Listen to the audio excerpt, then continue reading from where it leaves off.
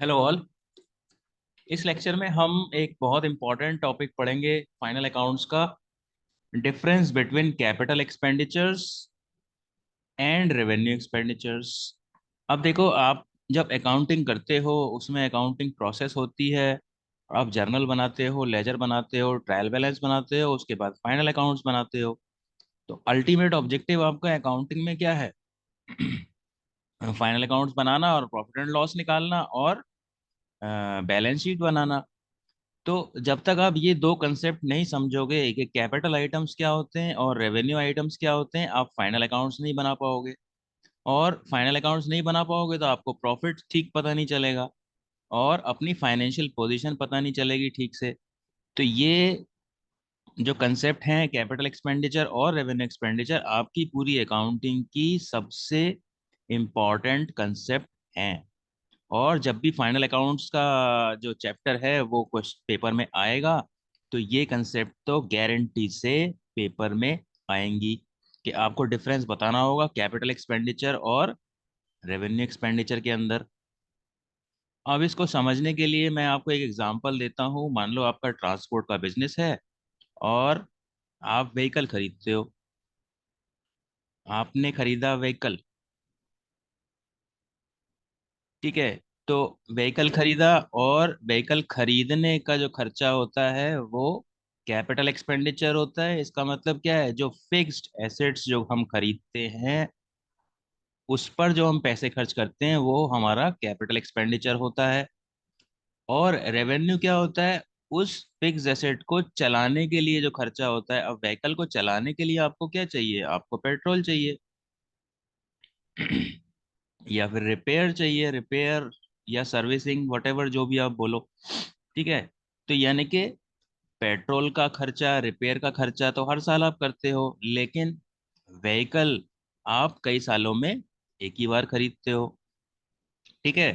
तो व्हीकल का जो खर्चा होता है वो आपका कैपिटल एक्सपेंडिचर होता है और पेट्रोल का खर्चा क्या होता है? रेवेन्यू खर्चा होता है, ठीक है। और फिक्स एसेट का और फिक्स एसेट की और क्या एग्जांपल होंगे? आप मशीन खरीदोगे, ठीक है, या फिर आप बिल्डिंग खरीदोगे। तो जितने भी आप फिक्स एसेट खरीदते हो उनको खरीदने का खर्चा क्या होता है? आपका कैपिटल एक्सपेंडिचर होता है। और उनको रन करने का जो खर्चा होता है, जैसे कि आपने किराए पे कोई बिल्डिंग ली, उस पे रेंट पे कर रहे हो, तो रेंट तो हर महीने पे करोगे या हर साल पे करोगे, ठीक है। इसी तरीके से आप इंटरेस्ट दोगे। मान लो आपने बैंक से लोन लिया है बिजनेस करने के लिए और इंटरेस्ट आप उस पे देते हो। तो ये क्या है आपका? ये एक रेवेन्यू एक्सपेंडिचर है। और आप इलेक्ट्रिसिटी जो खर्च करते हो,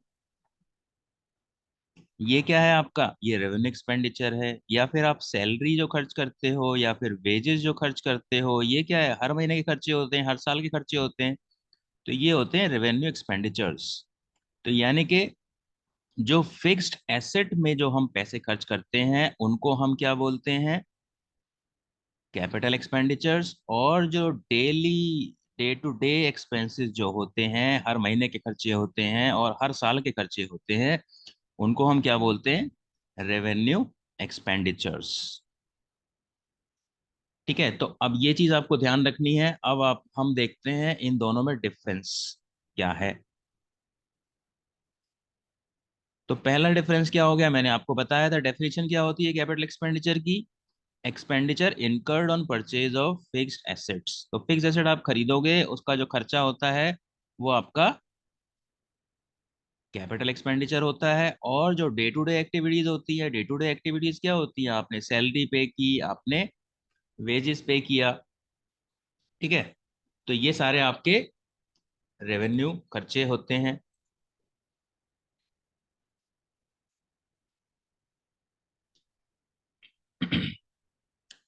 दूसरा डिफरेंस क्या है? पीरियड। अब देखो, जब आप फिक्स एसेट खरीदते हो तो लंबे टाइम के लिए खरीदते हो। आपने अगर एक कार खरीदी या फिर एक बिल्डिंग खरीदी या मशीन खरीदी तो आप 5 साल, 6 साल, 10 साल के लिए खरीदोगे। लेकिन रेवेन्यू एक्सपेंडिचर्स क्या होते हैं? करंट ईयर में ही यूज हो जाते हैं, ठीक है। जैसे कि आप इलेक्ट्रिसिटी पे कर रहे हो तो आपको हर साल पे करना पड़ेगा, ठीक है। और कैपेसिटी, देखो फिक्स एसेट आप खरीदते हो तो आपकी अर्निंग कैपेसिटी बढ़ती है। ठीक है, यानी कि आपका अगर ट्रांसपोर्ट का बिजनेस है, अगर आपका ट्रांसपोर्ट का बिजनेस है और आपने और व्हीकल एक्स्ट्रा खरीद लिए, तो इसका मतलब क्या है, आपके कमाने की कैपेसिटी बढ़ गई है। ठीक है, लेकिन जो रेवेन्यू एक्सपेंडिचर्स होते हैं, जो आपकी कैपेसिटी होती है उसको मेंटेन करता है। जैसे कि आपने पेट्रोल अगर कार में नहीं डलाया तो आप उसको कार को यूज नहीं कर पाओगे, तो पेट्रोल का खर्चा क्या है, रेवेन्यू एक्सपेंडिचर है। ठीक है, और नॉर्मली देखो ये लार्ज अमाउंट के होते हैं। अगर आप व्हीकल खरीदोगे तो कितना खर्च करोगे, 5 लाख खर्च करोगे, 8 लाख खर्च करोगे। ठीक है, लेकिन जो रेवेन्यू एक्सपेंडिचर्स है, मान लो पेट्रोल का खर्चा है, तो पेट्रोल का खर्चा कितना होगा, साल में 30,000 होगा या फिर 50,000 होगा। तो कंपैरेटिवली जो रेवेन्यू एक्सपेंडिचर्स होता है उसकी अमाउंट थोड़ी कम होती है, कैपिटल एक्सपेंडिचर्स की अमाउंट ज्यादा होती है।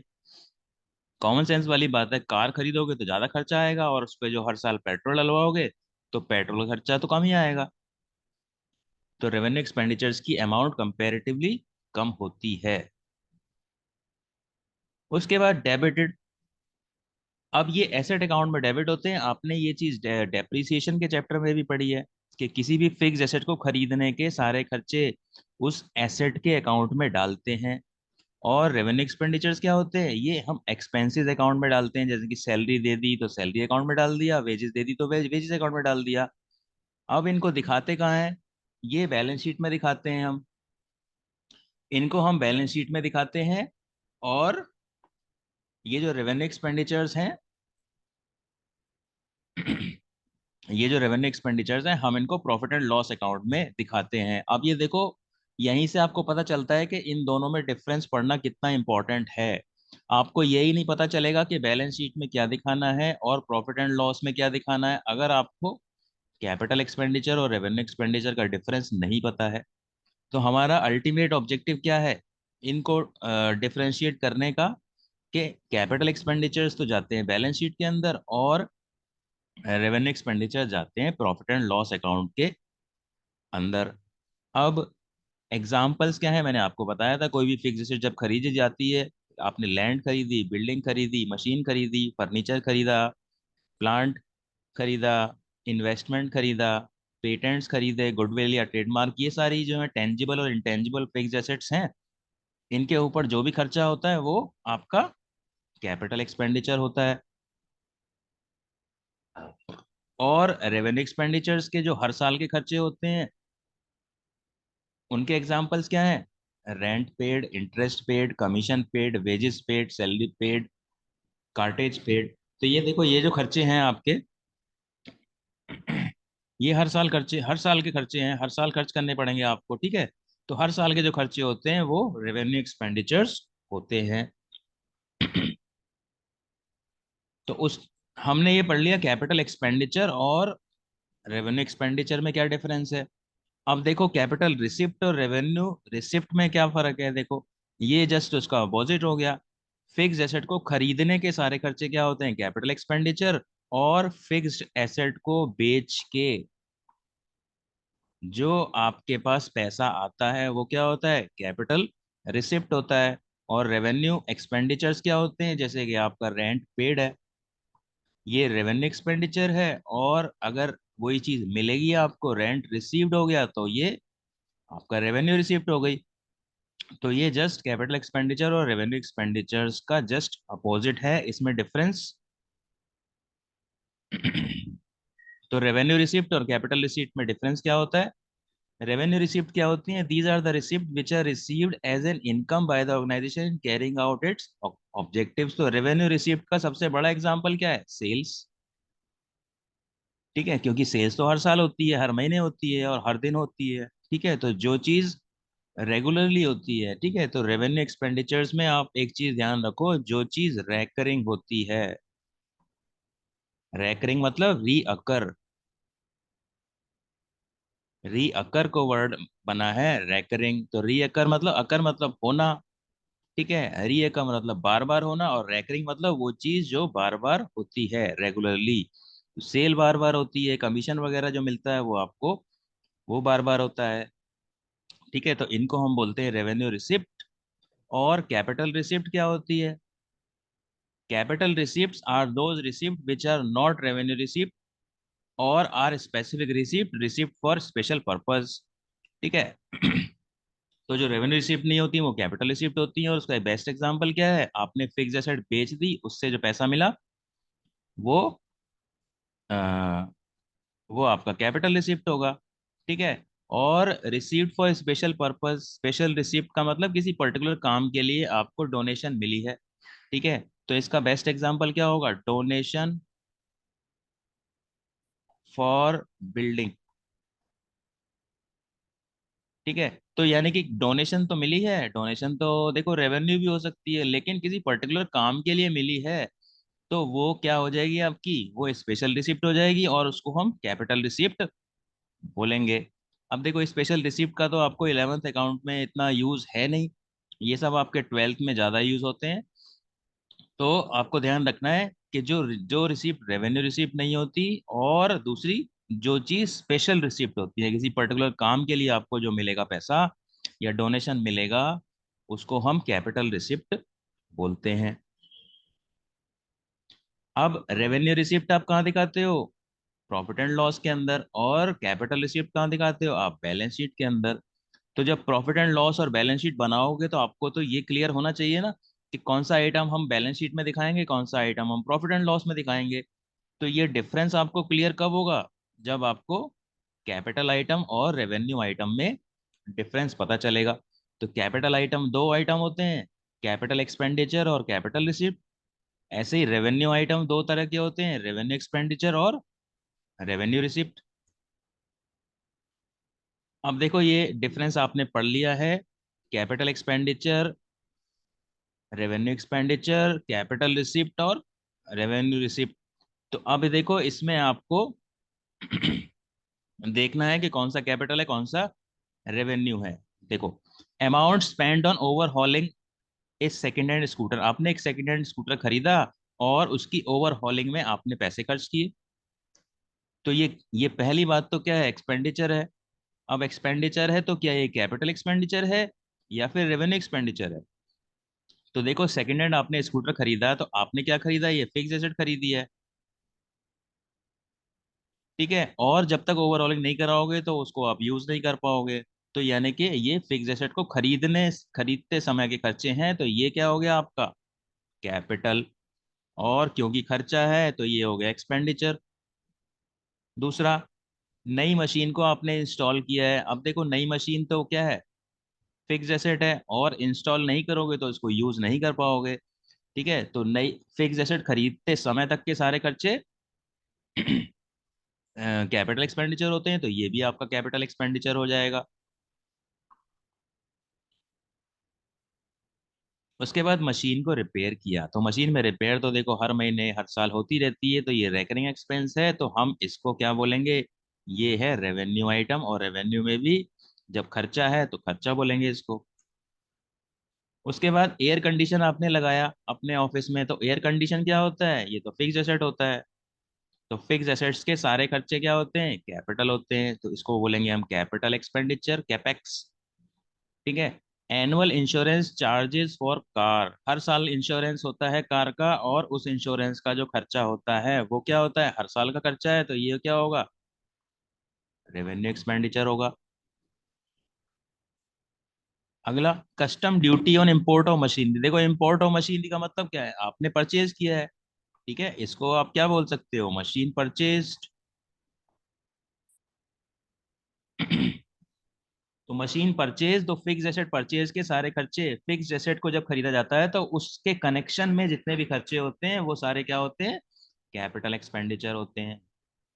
तो इस तरीके से हम क्लासिफाई करेंगे, और भी आइटम है वो हम देखेंगे। तो ये कैपिटल एक्सपेंडिचर हो गया पहला, दूसरा कैपिटल हो गया, तीसरा रेवेन्यू एक्सपेंडिचर हो गया, फिर ये कैपिटल एक्सपेंडिचर हो गया, ये रेवेन्यू एक्सपेंडिचर हो गया, और ये कैपिटल एक्सपेंडिचर हो गया। और ये क्लासिफिकेशन आपके एग्जाम में जरूर आता है कि आपको क्लासिफाई करना होता है, एक्सपेंसेस दे रखे होते हैं अलग अलग तरह के, आपको उनको क्लासिफाई करना है कि ये कैपिटल आइटम है या रेवेन्यू आइटम है। अब देखो आपने नई मशीन को इंस्टॉल किया है, नई मशीन का मतलब क्या है? फिक्स एसेट आपने खरीदी। फिक्स एसेट आपने खरीदी और उसको इंस्टॉल किया, और इंस्टॉल नहीं करोगे तो आप उसको यूज नहीं कर पाओगे। तो यूज नहीं कर पाओगे तो वो खर्चे क्या होंगे, आपके फिक्स एसेट होंगे। और आपने एक कंसेप्ट पढ़ी थी, कॉस्ट कंसेप्ट।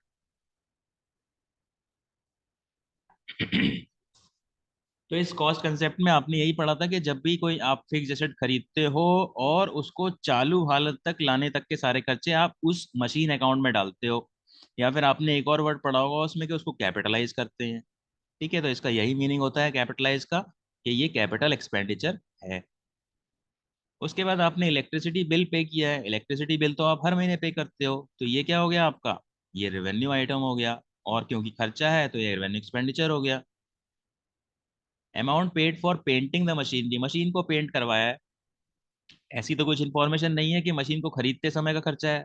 ठीक है, तो ये भी क्या हो जाएगा आपका, रेवेन्यू एक्सपेंडिचर हो जाएगा, क्योंकि मशीन पे पेंटिंग वगैरह तो नॉर्मल फीचर है, होते रहता है ये तो। रेंट रिसीव्ड, आपको रेंट मिला है, तो रेंट क्या है, देखो आपको हर महीने मिलता है तो इसको हम बोलेंगे ये रेवेन्यू आइटम है। और क्योंकि मिला है तो इसको क्या बोलेंगे, रेवेन्यू रिसिप्ट। ठीक है, तो इस तरीके से ये रेवेन्यू रिसिप्ट हो गया। ऐसे ही इंटरेस्ट रिसीव्ड, ये भी हर महीने मिलने वाली चीज है या हर साल मिलने वाली चीज है, इसको भी हम रेवेन्यू रिसिप्ट बोलेंगे। उसके बाद कमीशन पेड, कमीशन भी देखो एक बिजनेस में डेली बेसिस पे या हर महीने के बेसिस पे आप देते हो, तो इसको क्या बोलेंगे, ये रेवेन्यू आइटम है। और क्योंकि पे किया है तो ये एक्सपेंडिचर हो गया। तो ये देखो ये कैपिटल एक्सपेंडिचर हो गया पहला वाला, ये आपका रेवेन्यू एक्सपेंडिचर हो गया, फिर रेवेन्यू एक्सपेंडिचर हो गया, फिर रेवेन्यू रिसिप्ट हो गया, ये भी रेवेन्यू रिसिप्ट हो गया, और ये रेवेन्यू एक्सपेंडिचर हो गया। तो इस तरीके से आपको खर्चों को क्लासिफाई करने का जो काम होता है, ये आपके एग्जाम में क्वेश्चन आता है, 4-5 आइटम दिए हुए होंगे, आपको उनको कैपिटल आइटम और रेवेन्यू आइटम में क्लासिफाई करना होता है। और ये आपके पूरे सिलेबस का सबसे इंपॉर्टेंट टॉपिक ही समझ लो इसको। अब देखो, आपने एक नई बिल्डिंग खरीदी है, नई बिल्डिंग बनाई है और उस पे पेंटिंग करवाई है। अब आप देखो, नई बिल्डिंग जब खरीदोगे, नई बिल्डिंग जब बनाओगे तो उस पे पेंट नहीं करवाओगे तो आप उसको तो यूज नहीं कर पाओगे। ठीक है, तो यानी कि नई एसेट को बनाने के टाइम का खर्चा है, तो यानी कि बिल्डिंग को यूज करने के लिए उस पे पेंटिंग जरूरी है, इसीलिए इसको हम कैपिटल एक्सपेंडिचर बोलेंगे। लेकिन उसके बाद जब भी आप पेंटिंग कराओगे हर साल, वो रेवेन्यू होगा। ठीक है, तो बिल्डिंग जब भी खरीदते हैं फर्स्ट टाइम जो पेंटिंग होती है उसको क्या बोलते हैं हम, कैपिटल एक्सपेंडिचर, क्योंकि बिल्डिंग को यूज करने के लिए ये वाला खर्चा जरूरी है। और आपने बिल्डिंग को वाइट वॉश कराया, अब वाइट वॉश कराया ऐसा तो कहीं नहीं लिखा हुआ कि पहली बार कराया। ठीक है, क्योंकि जब बिल्डिंग आप बनाओगे और पहली बार वाइट वॉश कराओगे तभी तो आप उसको यूज कर पाओगे। ठीक है, तो वो कैपिटल हो जाएगा, लेकिन यहाँ सिंपल वाइट वॉशिंग है तो ये क्या हो जाएगा आपका, ये रेवेन्यू एक्सपेंडिचर हो जाएगा। और देखो, आपने नया व्हीकल खरीदा है और फिर इंश्योरेंस पे किया है। अब नया व्हीकल खरीदोगे तो आपको इंश्योरेंस तो पे करना ही पड़ेगा। ठीक है, तो यानी कि जो नए व्हीकल की कॉस्ट के अंदर इंश्योरेंस भी शामिल होता है, इंश्योरेंस तो करानी पड़ती है, कंपलसरी है। तो यानी कि नई एसेट, नई फिक्स एसेट को खरीदते समय के खर्चे हैं ये, तो इसको भी हम क्या बोलेंगे, कैपिटल एक्सपेंडिचर बोलेंगे। उसके बाद पुराना व्हीकल खरीदा है, उस पे इंश्योरेंस दिया है। देखो इसमें बच्चे गलती करते हैं मोस्टली। देखो, पुराना व्हीकल खरीदा या नया व्हीकल खरीदा, आपके लिए तो क्या है, ये नई एसेट है। ठीक है, तो नई एसेट को खरीदने के समय का खर्चा है, तो ये भी आपका कैपिटल एक्सपेंडिचर है। तो आपने नया व्हीकल खरीदा या पुराना व्हीकल खरीदा, इससे फर्क नहीं पड़ता है। आपने क्या किया, एक न्यू एसेट खरीदी है, आपके लिए तो न्यू है ना वो, अगर आपने पुरानी भी खरीदी है। तो नई एसेट को खरीदने के समय के खर्चे सारे क्या होते हैं, कैपिटल होते हैं। ठीक है, तो नॉर्मली क्या है, जब आपने ये ऊपर वाला देखा, insurance paid for purchase of new machinery, तो आपको लगा कि न्यू का तो कैपिटल होगा तो ओल्ड का रेवेन्यू हो जाएगा। नहीं। ठीक है, तो आपने क्या नई मशीन खरीदी या पुरानी मशीन खरीदी, आपके लिए दोनों ही नई है, आपके लिए दोनों ही फिक्स एसेट परचेज हैं। तो इनके खर्चे को आप क्या करोगे, कैपिटलाइज करोगे। एनुअल इंश्योरेंस ऑफ व्हीकल, आपने देखो गाड़ी का एनुअल इंश्योरेंस कराया है, तो हर साल का जो इंश्योरेंस होता है ये खरीदते समय का तो इंश्योरेंस नहीं है। ठीक है, तो जब ये खरीदते समय का इंश्योरेंस नहीं है, हर साल का खर्चा है, तो ये क्या हो जाएगा आपका, ये हो जाएगा आपका रेवेन्यू एक्सपेंडिचर। उसके बाद देखो, आपने मशीन की रिपेयर कराई due to negligence of an operator of machine. एक मशीन का ऑपरेटर था, उसने नेग्लिजेंस, उसकी नेग्लिजेंस या फिर उसकी लापरवाही की वजह से आपने मशीन में रिपेयर कराई। ठीक है, तो ये भी क्या है, ये रेवेन्यू एक्सपेंडिचर है, क्योंकि मशीन में तो रिपेयर होती है, और रिपेयर होगी तो ऑफ कोर्स नेग्लिजेंस भी होगी और यूसेज भी होगा, जिसकी वजह से मशीन में रिपेयर की आपको जरूरत पड़ेगी। ठीक है, तो ये आपका हो जाएगा, ये हो जाएगा आपका रेवेन्यू एक्सपेंडिचर। तो इस तरीके से ये सारे हम क्लासीफाई कर लेंगे। तो यानी कि अब तक आपको अच्छे से क्लियर हो जाना चाहिए कि कौन सा खर्चा कैपिटल होता है और कौन सा खर्चा रेवेन्यू होता है, या फिर कौन सी इनकम या कौन सी रिसिप्ट कैपिटल होती है, कौन सी रिसिप्ट रेवेन्यू होती है। अब देखो, expenditure incurred for major repair of asset so as to increase its production capacity. अब ये देखो, मशीन पे आपने मेजर रिपेयर कराई, मेजर रिपेयर ना भी कराई हो तो खाली रिपेयर हो, उससे क्या हो रहा है, आपकी प्रोडक्टिव कैपेसिटी बढ़ रही है। तो एक मशीन की अर्निंग कैपेसिटी बढ़ रही है, तो जब एक मशीन की अर्निंग कैपेसिटी बढ़ रही है तो क्या होगा, ये होगा आपका कैपिटल एक्सपेंडिचर। अगर इसमें खाली लिखा रहता है रिपेयर कराते हैं, तो रिपेयर तो हर साल होती है, तो वो रेवेन्यू हो जाता है। लेकिन यहाँ पे क्या चीज दी हुई है कि उसकी प्रोडक्शन कैपेसिटी बढ़ गई है, तो प्रोडक्शन कैपेसिटी बढ़ाने का जो खर्चा होता है वो कैपिटल एक्सपेंडिचर होता है। amount spent as lawyers fees to defend a suit claiming that the factory's firm's factory site belongs to the plaintiff's land। तो किसी ने आपकी जो लैंड थी उस पे केस कर दिया। ठीक है, और आपने भी उस पे फिर केस लड़ा, और वो जो लॉयर था उसको आपने फीस दी। तो जब लॉयर को आपने फीस दी, तो लॉयर का खर्चा क्या होगा, ये लॉयर का तो नॉर्मल खर्चा है, रेवेन्यू खर्चा है।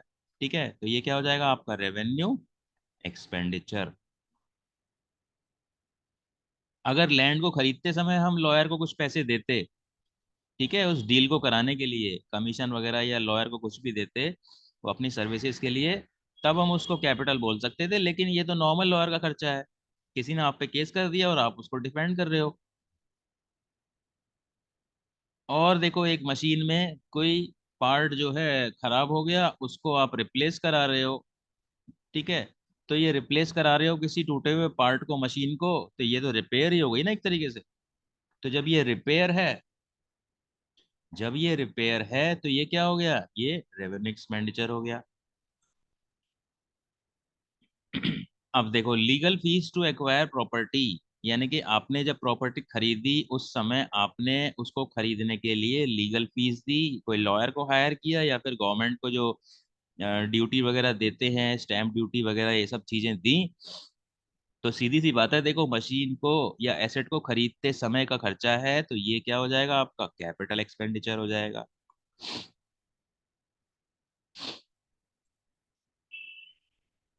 उसके बाद, amount spend for the construction of temporary huts which were necessary for the construction of the cinema house and were demolished when the cinema house was ready। तो यानी कि देखो, आप क्या है, सिनेमा हाउस को कंस्ट्रक्ट करवा रहे हो, और उसको कंस्ट्रक्ट कराने के लिए जो मजदूर वगैरह होते हैं वो अपनी देखना कच्ची सी एक वो झोपड़ी सी बना लेते हैं। तो वो झोपड़ी बनाने का जो खर्चा होता है ठीक है, क्या वो जो झोपड़ी बनाने का खर्चा है वो रेवेन्यू है या कैपिटल है। अब देखो, आप एक बिल्डिंग कंस्ट्रक्ट करा रहे हो, तो कंस्ट्रक्शन से रिलेटेड ही तो खर्चा है। ठीक है, तो यानी कि अगर आपने बिल्डिंग को बनाने के लिए 10 लाख रुपए दिए, तो उस 10 लाख के अंदर ही तो ये खर्चा आएगा मजदूर का। ठीक है, तो ये आपका क्या हो जाएगा, कैपिटल एक्सपेंडिचर हो जाएगा, क्योंकि ये एक फिक्स्ड एसेट को बनाने या कंस्ट्रक्ट करने से रिलेटेड ही खर्चा है। तो इस तरीके से हम इनको भी क्लासिफाई कर लेंगे। अब देखो, अब आपने अच्छे तरीके से पढ़ लिया है कि कैपिटल आइटम्स क्या होते हैं, रेवेन्यू आइटम्स क्या होते हैं, तो अब हम इनका डिफरेंस क्यों पढ़ते हैं, हमें पता होना चाहिए कि सारे के सारे रेवेन्यू आइटम्स कहाँ जाते हैं, ट्रेडिंग और प्रॉफिट एंड लॉस अकाउंट के अंदर जाते हैं। और सारे के सारे कैपिटल आइटम्स कहाँ जाते हैं, बैलेंस शीट के अंदर जाते हैं। तो रेवेन्यू आइटम्स का मतलब एक तो रेवेन्यू एक्सपेंडिचर हो गया, ठीक है। तो ट्रेडिंग अकाउंट में डेबिट में क्या होते हैं, एक्सपेंसेस होते हैं, तो रेवेन्यू एक्सपेंडिचर क्या हो गए, डेबिट हो गए। और अगर रेवेन्यू रिसिप्ट होगी तो वो क्रेडिट हो जाएगी, ठीक है। और रेवेन्यू रिसीप्ट का सबसे अच्छा एग्जांपल क्या है, सेल्स। और ऐसे ही कैपिटल एक्सपेंडिचर है, कैपिटल एक्सपेंडिचर क्या होता है, फिक्स एसेट होता है, तो वो एसेट साइड में आता है, ठीक है। तो यहाँ पे आप क्या लिखोगे, जो कैपिटल एक्सपेंडिचर्स होते हैं वो इधर आते हैं, एसेट साइड में आते हैं, क्योंकि वो एसेट होते हैं, ठीक है। और जो कैपिटल रिसिप्ट होती है वो लायबिलिटी साइड में आएंगे, ठीक है। कैपिटल रिसिप्ट मतलब अगर स्पेशल रिसिप्ट है आपकी, स्पेशल रिसिप्ट है आपकी, तो मैंने आपको एक बताया था कि डोनेशन फॉर बिल्डिंग,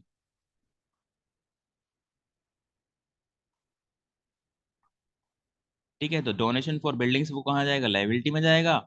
और कोई आपने एसेट बेच दी है, ठीक है, उसका जो खर्चा है, उसका जो पैसा आएगा वो आपका एसेट में से माइनस हो जाएगा, ठीक है। तो यानी कि कैपिटल रिसिप्ट में दो होता है, एक तो फिक्स एसेट को बेच के जो पैसा आता है वो हम फिक्स एसेट में से घटा देते हैं, ठीक है। और जो स्पेसिफिक रिसिप्ट होती है या स्पेशल रिसिप्ट होती है उसको लाइबिलिटी में सेपरेटली दिखा देते हैं। और ये तो आपके सिलेबस में है ही नहीं, ठीक है। तो नॉर्मली क्या करते हो आप अगर डेप्रिसिएशन के चैप्टर में एसेट का अकाउंट बनाते हो और एसेट बेच दी जाती है, तो आप उसे कहाँ दिखाते हो, आप उसे मशीन के अकाउंट में क्रेडिट साइड में तो दिखाते हो, एक तरीके से आपने उसको मशीन से घटा दिया है, ठीक है। तो कैपिटल एक्सपेंडिचर और रेवेन्यू एक्सपेंडिचर या फिर कैपिटल रिसीप्ट और रेवेन्यू रिसीप्ट में जो डिफरेंस होता है वो हमको बहुत अच्छे से आना चाहिए, यही आपका अकाउंटिंग का बेस है। और अगर आप इनको डिफरेंशिएट नहीं कर पाओगे तो आप trading and profit and loss account या बैलेंस शीट नहीं बना पाओगे। तो ये था आपका सबसे इम्पोर्टेंट टॉपिक पूरे सिलेबस का, पूरी अकाउंटिंग का, डिफरेंस बिटवीन कैपिटल आइटम्स और एंड रेवेन्यू आइटम्स, ठीक है। तो उसमें कैपिटल में दो आ गए, कैपिटल एक्सपेंडिचर हो गया, कैपिटल रिसिप्ट हो गया। और रेवेन्यू आइटम्स में दो आइटम हो गए, रेवेन्यू रिसिप्ट हो गया और रेवेन्यू एक्सपेंडिचर्स हो गया। तो यानी कि अब तक आपको क्लियर हो जाना चाहिए कि इन दोनों में क्या डिफरेंस है, या इन चारों में क्या डिफरेंस है, और इनके डिफरेंस को हम क्यों पढ़ते हैं, और इनको हम कहाँ कहाँ शो करते हैं फाइनल अकाउंट्स के अंदर। So that is it for this lecture. Thank you.